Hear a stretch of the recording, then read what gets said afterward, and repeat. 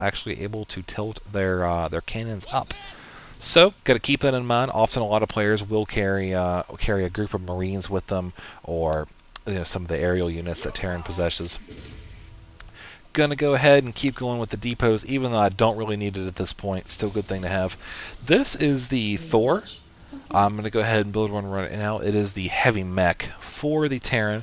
I don't want to say it replaces the Goliath. It takes the place in the building selection menu of the Goliath, but definitely a lot stronger, a lot more imposing than the Goliath, which you will see in about 30 seconds here, as that does take its sweet time to build. You'll see why it takes a minute to build. It's a big honking unit. And so I'm going to go ahead and draw attention over to the starport a little bit here. You will see that it does start out with the ability to build 2 units. The Viking, which can switch from an anti-ground to anti-air mode. Basically, it can land and take off and attack whatever it is currently focusing its vision at. So if it's in the air, it can attack air, and if it's on the ground, it can attack ground. We also do have the medevac.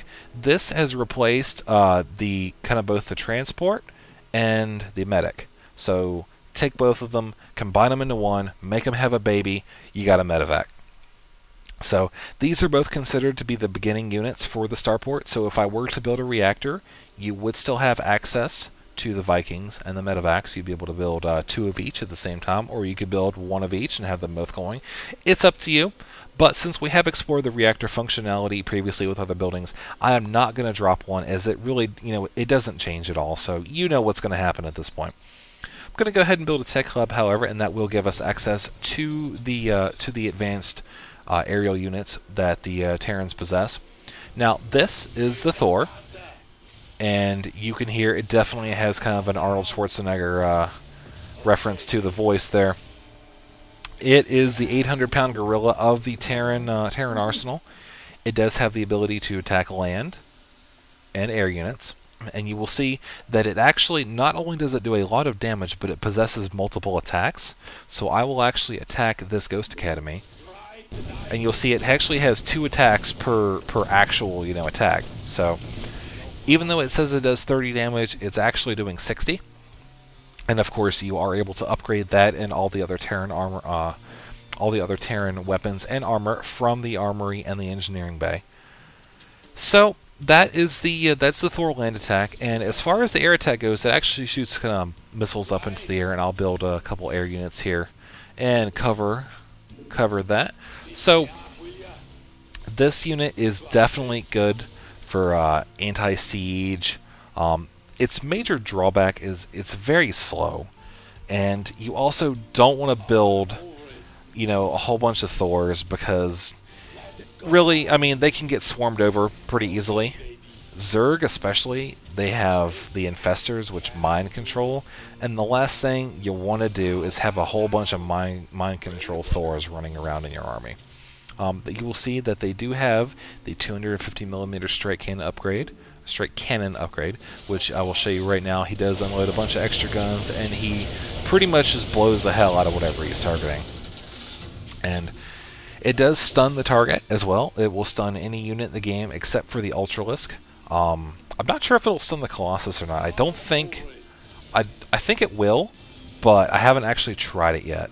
So, like I said, I generally don't play Terran that much, so I'm really not familiar with 100% of its mechanics. However, I do know enough to cover the basics here. And we are going to go ahead and move along. Actually, I'll show you the Thor's aerial attack here. It does fire off, I think it's 4 missiles. Yeah, 4 missiles here. And it has an extremely long range. It has a 10 range. So the Thor is not something you want to approach with units like Mutalisks. They will just get decimated by the Thor. So I will show you here. It does have the missiles that it shoots off. Didn't do a whole bunch of damage to this armored Viking, but that's okay, because we do need to display what it is capable of.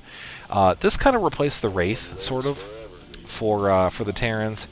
It does have a very strong anti-air attack, and also has a very long range force-set attack. You'll see here as it does shoot that medevac from very far away. It does have the ability to morph into assault mode, which will make it land And it does have 2 machine guns here, which it is able to fire at landings while it is in this form. And there's not really a cooldown on using the the takeoff and land function. So they do have 2 different hotkeys though. Keep that in mind. To take off, it's E. To land, it's D. So keep that in mind when you are using Vikings. You'll probably use them a lot as they are a very, very strong unit in the Terran arsenal. So anyways, on to the medevac here. Pretty self-explanatory. It picks up things, it drops things off, and it also heals things. So I will attack this SCV here, and you will see that it is now healing the SCV. It heals it pretty quickly too. It does have kind of a heal beam. I don't really know how it works. Don't ask me. I'm guessing there's just some chick in the back in the cargo bay that shoots down heal lasers or whatnot. I don't question it. It just works. Understood. So that is the medevac. Pretty straightforward. Pretty simple. This is the Banshee. It is the Terran air-to-ground kind of heavy assault unit. Very good at taking out SCVs, drones, and whatnot. It's where it really shines is the fact that it can cloak.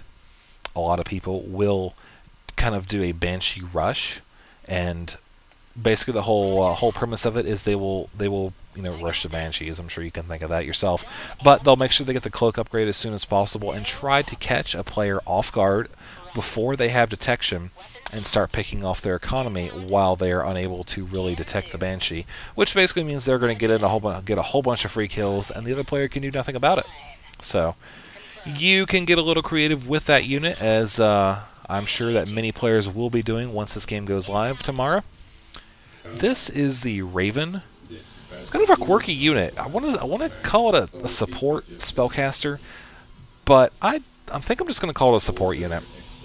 It doesn't really have an attack upgrade or an attack, as you'll see the attack button is present, but it actually just tells it to scan move, as this unit is a portable detector, something that Terran was definitely lacking in Starcraft 1. I mean, they had the science vessels, and this kind of did replace the science vessel, but still, this does kind of provide a whole bunch of new functionality for the Terrans.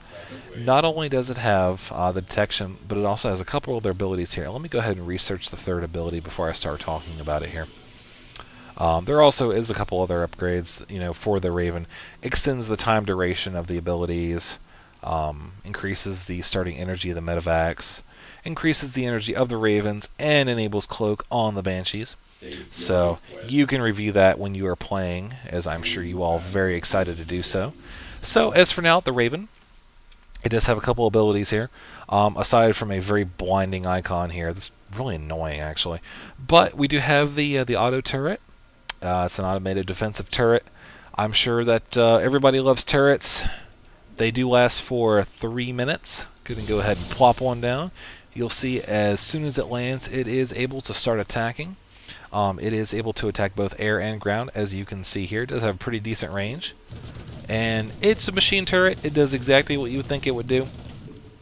But definitely something that is good to drop down if you are in the middle of an engagement, as they can definitely turn the tide of a fight. Now, the Raven also has the point defense drone. This is actually a pretty cool thing. I don't really see people using this often enough. Uses a laser to shoot enemy down, or shoot down enemy missiles. Cannot target special attacks, and it does time out after 3 minutes as well. And it does deploy in the air, and it does deploy rather quickly, actually instantly.